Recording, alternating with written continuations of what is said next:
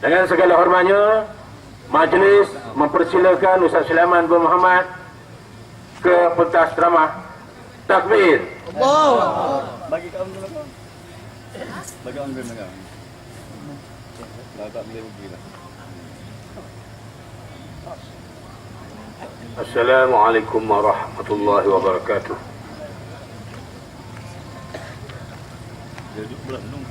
Alhamdulillahilladzi arsala rasulahu bil huda wa dinil haqq liyudhhirahu 'ala ad-din kullih wa kafa billahi shahida.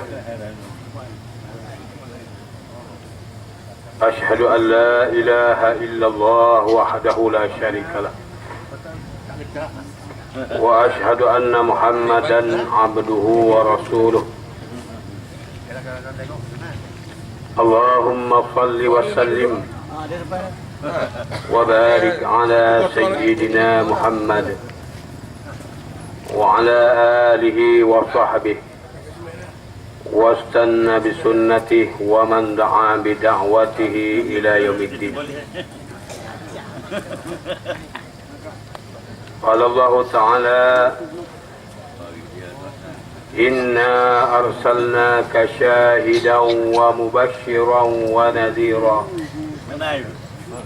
وداعيا إلى الله بإذنه وسراجا منيرا.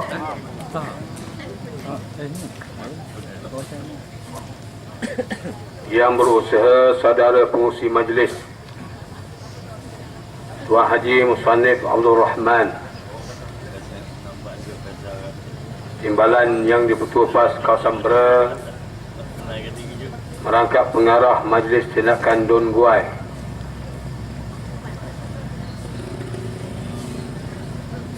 penceramah undangan kita Saudara Mazlan Aliman, Ahli Jawatan Kuasa PAS Pusat Biro Tanah, yang juga Presiden Persatuan Anak-anak Peneroka Kebangsaan Anak. Oh, tempatnya lama bukan ni. Yang berhormat Encik Eng Swi Lim Al Jowo. Beliau ni fasih cakap Jawa. Adun Skincan dari Democratic Action Party DAP. Kita bawa dia kemari untuk memecah tradisi bahawa ada orang atau yang berhormat DAP yang sangat bukan saja mesra penduduk Melayu, tapi boleh berbahasa etnik Melayu, Jawa. Tuan-tuan,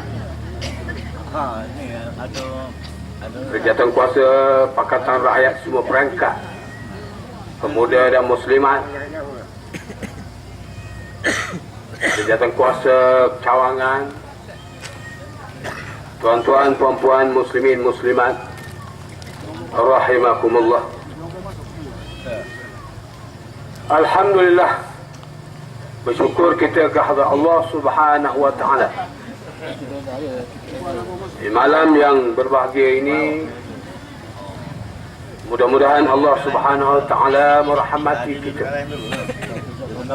sebagaimana dianugerahnya kita akan junjungan Nabi yang mulia Muhammad sallallahu alaihi wasallam untuk membawa rahmat kepada sekalian alam. Kelahiran Nabi disambut oleh keluarga Nabi, begitu juga pada awalnya kelahiran Nabi sallallahu alaihi wasallam disambut juga oleh bapa saudara Nabi Abu Lahab.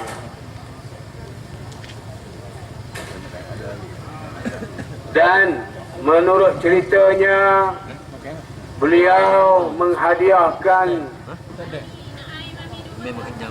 beberapa unta untuk disembelih sempena kelahiran Nabi sallallahu alaihi wasallam.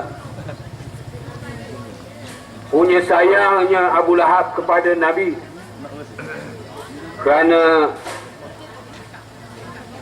mereka orang Quraisy golongan yang mulia, sangat memuliakan kelahiran seorang keturunan yang datang daripada keluarga mulia, lagi pula laki-laki.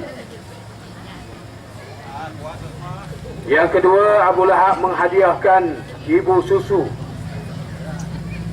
kepada keluarga Nabi sallallahu alaihi wasallam yang bernama Suwaibatul Aslamiyah. Mereka memanggil Nabi Al-Amin, orang yang amanah, yang pada pandangan mereka pada waktu itu, inilah pemuda yang boleh diharapkan di kampung mereka, di karya mereka, hatta di semenanjung tanah Arab, bagi memimpin mereka atau memimpin masa depan umat mereka. Ia Rasulullah sallallahu alaihi wasallam sebagai insan pilihan daripada Allah Subhanahu wa taala. Masa kecil remajanya menjelang dewasa dipelihara oleh Allah Subhanahu wa taala daripada melakukan perkara-perkara yang digemari oleh orang-orang jahiliyah, sehingga Nabi kita Muhammad sallallahu alaihi wasallam dalam sejarahnya ditidurkan oleh Allah Subhanahu wa taala lantaran keinginannya untuk melihat pesta pertandingan seumpama Ratu Cantik yang dibuat di depan Kaabah, yang dimenangi oleh isteri Abu Jahal tiap-tiap tahun. 10 kali bertanding, 10 kali menang. Mereka juga mengadakan ibadat secara jahiliah, iaitu mereka mengerjakan haji tetapi di dalam keadaan telanjang. Inilah kemungkaran-kemungkaran, perkara-perkara daripada agama yang mereka selewengkan akibat jauh daripada petunjuk dan pimpinan. Mereka jadi orang baik, memberi minum dan makan orang haji, tetapi mereka tidak beriman atau mengesahkan Allah Subhanahu wa taala. Asiqayatul haji wa imaratul masjidil haram kaman amana billahi wal yawmil akhir la yastawuna 'inda Allah. Adakah orang yang memberi minum orang haji dan mengimarahkan Masjidil Haram, yakni puak-puak Abu Jahal, sama seperti orang yang beriman kepada Allah dan hari akhirat, yakni Muhammad dan golongan orang mukmin? Allah menjawab pertanyaan yang dikemukakan oleh Allah sendiri, la yastawuna 'inda Allah, tidak sama mereka di sisi Allah Subhanahu wa taala. Sebab itulah iman dan Islam yang kita terima mestilah berdasarkan kepada yang benar. Bukan saja benar, di sana mesti disulami oleh keikhlasan kepada Allah Subhanahu wa taala, iaitu tidak syirik dan menyekutukan Allah Subhanahu wa taala. Maka kita merayakan perayaan Maulidir Rasul tidak salah. Bahkan zaman kerajaan Fatimiyah dimulakan merayakan hari jadi atau keputeraan Nabi sallallahu alaihi wasallam, kerana pada masa itu manusia sudah melupakan Nabi dan melupakan sunnah Nabi sallallahu alaihi wasallam. Beragak pun boleh. Walaupun satu masa dulu Mufti Pulau Pinang kata tak perlu berarak. Mula zaman kerajaan Pakatan Rakyat Pulau Pinang, Lim Guan Eng yang memerintah, TV3 dan sekutunya, Kerajaan Barisan Nasional dan sekutunya menempelak. Tengoklah DAP bila perintah negeri, orang nak belarak Maulid Rasul pun tak boleh. Sebenarnya bukan Lim Guan Eng yang tak beri. Mufti Pulau Pinang menasihat bahawa tidak perlulah buat perarakan, cukuplah dengan ceramah dan sebagainya memperingati kebesaran kelahiran junjungan Nabi sallallahu alaihi wasallam. Tapi mereka manipulasi. Dan memang susah kita nak memikirkan hal ini, kecuali mereka yang datang dengar ceramah pakatan, dengar ceramah PAS. Dalam TV dia pusing. Lalu tahun berikutnya atau selepas daripada itu, kerajaan negeri Pulau Pinang bersuara kena buat belarak, kena buat perarakan ni. Lim Guan Eng pun belarak dan selawat. Benda pelik. Orang bukan Islam selawat tak pelik, tuan-tuan. Sebagaimana orang bukan Islam baca Quran tak pelik. Tapi kita jadi pelik, kita pusingkan. Tak boleh orang bukan Islam baca Quran atau mengambil terjemah daripada Al-Quran. Jadi heboh pula isu itu. Padahalnya Sayyidina Umar sebelum Islam dia membaca surah Taha. Taha ma anzalna 'alaikal Qur'ana litashqa illa tazkiratan liman yakhsha tanzilan mimman khalaqas samawati al-ula ar-rahmanu 'alal 'arsy istawa. Taha, kami yakni Allah tidak turunkan Al-Quran untuk menjadikan manusia celaka dengan Quran itu, melainkan Quran itu tazkirah, peringatan bagi mereka yang takutkan Allah Subhanahu wa ta'ala, yang diturunkan oleh Tuhan yang menciptakan langit dan bumi, Tuhan yang memerintah arasy. Maka kita PAS sejak daripada 2008 diadakan kerjasama tahalluf siasi. Tahalluf siasi dengan parti-parti dalam Pakatan Rakyat. Maka di sana perkara yang menjadi pokok kepada tahalluf itu ialah kita bekerja sama kedatangan YB Eng Swee Lim. Boleh ngomong Jawa.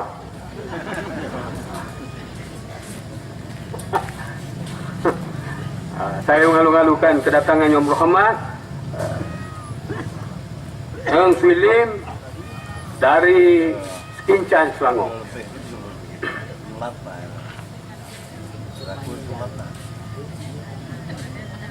Daripada 2008 kita adakan tahalluf siasi, perkongsian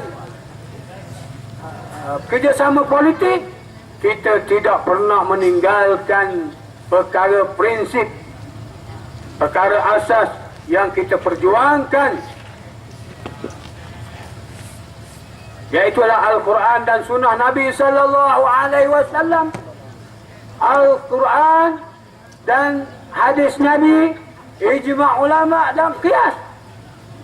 Ini perkara pokok dan hasil daripada ataupun natijah kepada berlakunya persefahaman atau tahalluf siasi ini pun kita gali dan kita bincang. Dia tidak lari daripada petunjuk Al-Quran dan hadis Nabi sallallahu alaihi wasallam. Cumanya pendekatannya berbeza kerana DAP sudah memenangi beberapa kursi, keadilan memenangi beberapa kursi, PAS beberapa kursi. Kalau kita cantumkan, barulah kita boleh memberi impak yang besar, mengubah sama ada kerajaan negeri hatta kerajaan pusat. Kalau kita berpecah golongan pembangkang ini, maka pada adatnya UMNO Barisan Nasional akan memerintah sampai kiamat.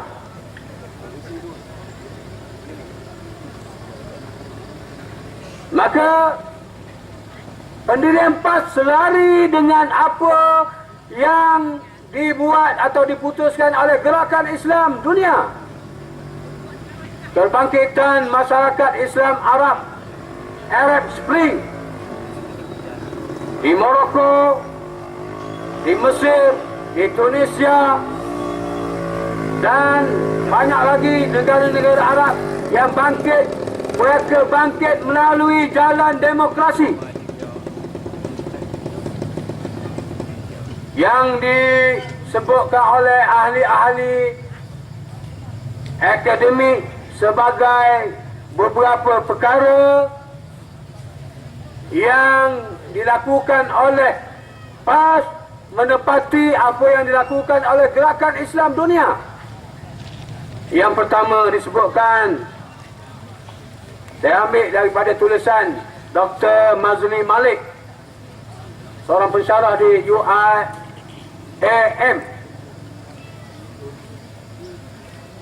Yang pertama, wacana Islam yang segar. Semua gerakan Islam mengambil pendekatan ini, yang ini menawarkan apa yang diperlukan oleh rakyat dan apa yang diperlukan oleh sebuah negara.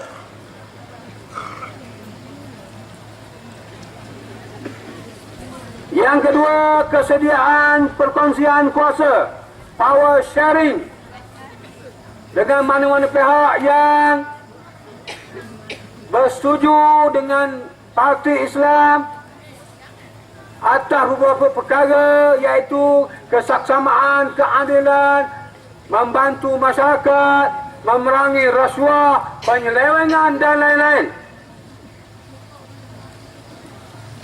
Lalu yang ketiga, melalui jaringan kerja-kerja kebajikan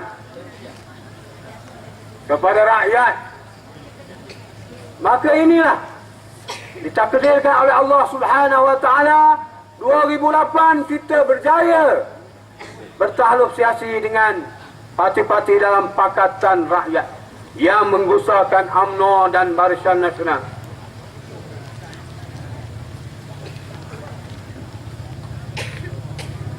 Dalam maksud yang lain, bahawa Gerakan Islam sekarang ini pendekatannya tidak memaksakan apa yang mereka anut dan mahu kepada masyarakat majoriti, tanpa meninggalkan gagasan yang besar, iaitu kewajipan menegakkan negara Islam, menegakkan hukum hudud. Maksudnya kita tidak ambil model Taliban.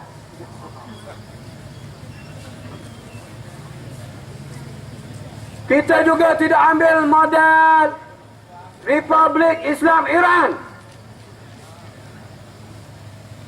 Saya bercakap menjawab sebahagian daripada tuduhan orang yang keluar PAS dengan beberapa sebab. Ada sebab-sebab tertentu. Dia kata kalau undi Pakatan Rakyat, kalau undi PAS pergi Putrajaya bersama dengan Keadilan dan DAP, mereka akan jadikan Malaysia negara republik. Satu pendustaan kepada Pakatan Rakyat dan kepada rakyat ramai. Kerana yang pertama, di dalam perlembagaan kita menjunjung perlembagaan. Dalam buku Jingga kita menyebut tentang hak Islam yang dipersetujui oleh DAP. Menyebutkan hak Melayu yang dipersetujui oleh PKR dan orang Melayu PAS dan menyanjung raja atau merestui pemerintahan beraja, tiba-tiba dia mari dapat cerita mana atau berita yang saja direka-reka, dia mari dia pergi ke jengka, dia kata apa? Saya kena pecat daripada PAS kerana 3 perkara. Yang pertama, memperjuangkan Islam. Orang apa pelik? Parti Islam pecat ahli dia yang memperjuangkan Islam.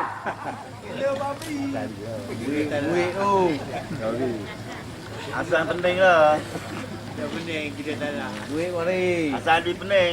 Islam kayu jati.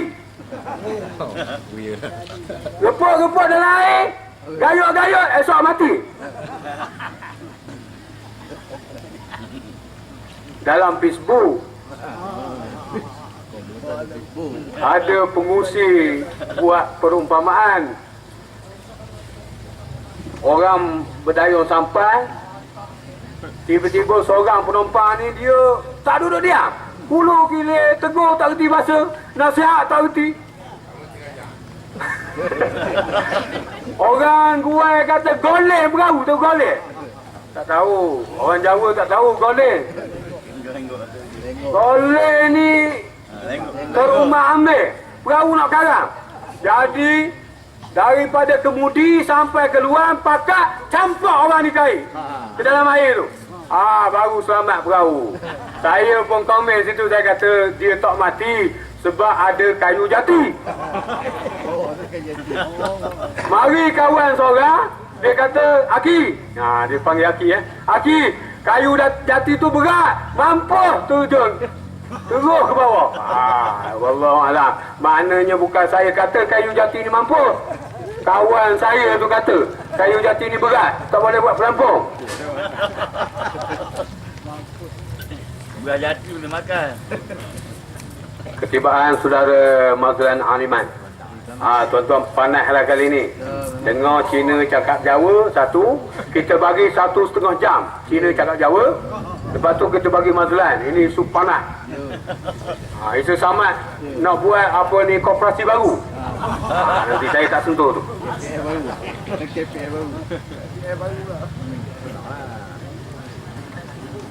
Dia bohong kepada kita, dia kata gitu. Yang kedua, dia kata saya kena pecat sebab saya perjuangkan Melayu. Bila pula PAS tinggalkan Melayu? Cumanya kita punya pendekatan, kalau kita berjuang Islam, Islam selamat, Melayu selamat. Islam selamat, Cina selamat. Islam selamat, India selamat. Islam selamat, Malaysia selamat. Apa bercanggahnya?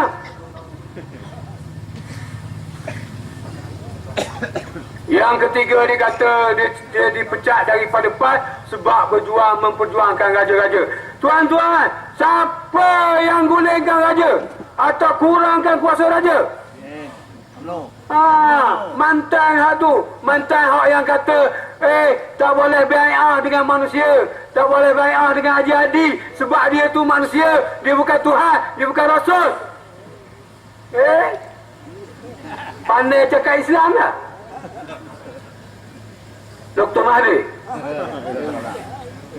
Bai'ah ni, wahai Dr. Mahdi, jangan ketinggalan zaman. UMNO dah buat, Muhyiddin Yassin dah buat bai'ah.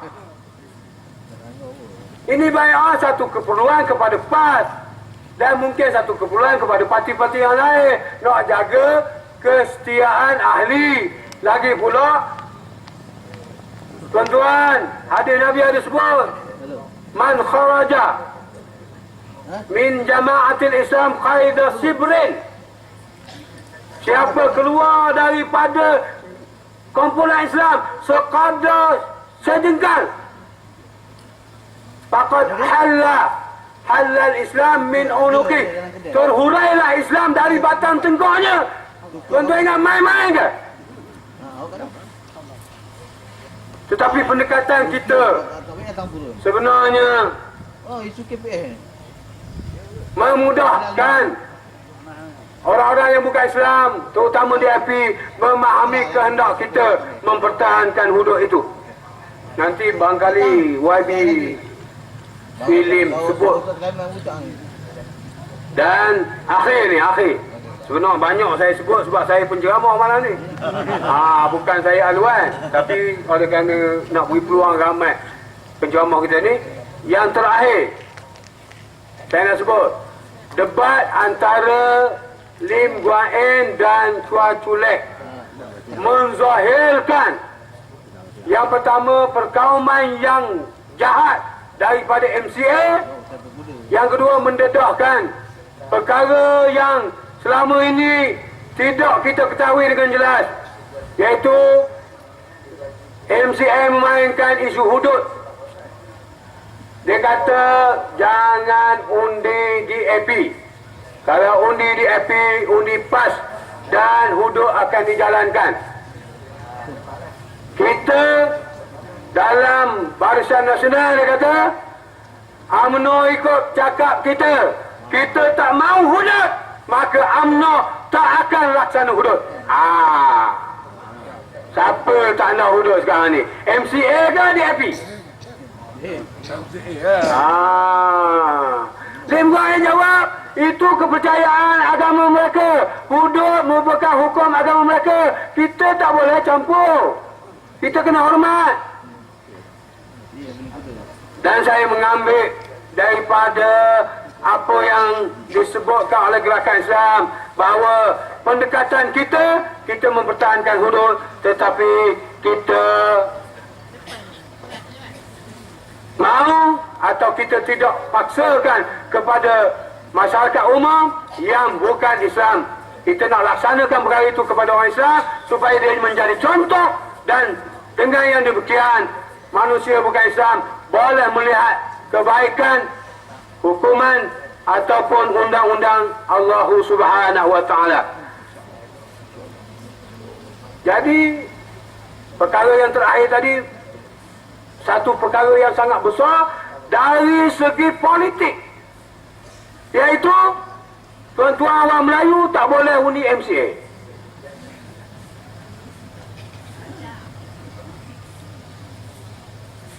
Tak boleh undi MCA, kena undi DAP, sebab DAP menghormati hudud.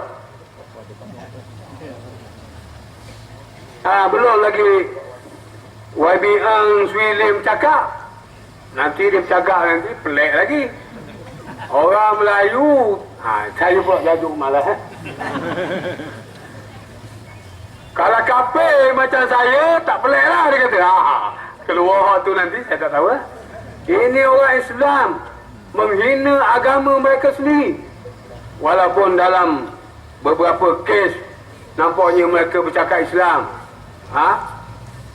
Tetapi sebenarnya bila timbul perdebatan ini menzahirkan kepada kita bahawa sebenarnya siapa yang tak nak Islam.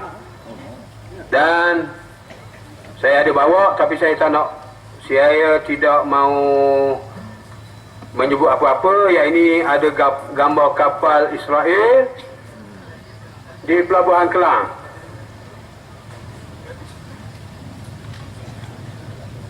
Dan berita ini, tuan-tuan, kalau tuan-tuan datang awal tadi, ada ditayangkan. Siapa yang sebenarnya pada mulutnya membenci Israel, tetapi pada hakikatnya berdagang ekonomi dengan Israel. Di Tanjung Pelepas, di Pasir Gudang, di Kelang, kapal-kapal Israel ini keluar masuk. Antara komoditi ataupun perkara yang dijual belinya ialah kelapa sawit. Takut kelapa sawit purun ni pun ada.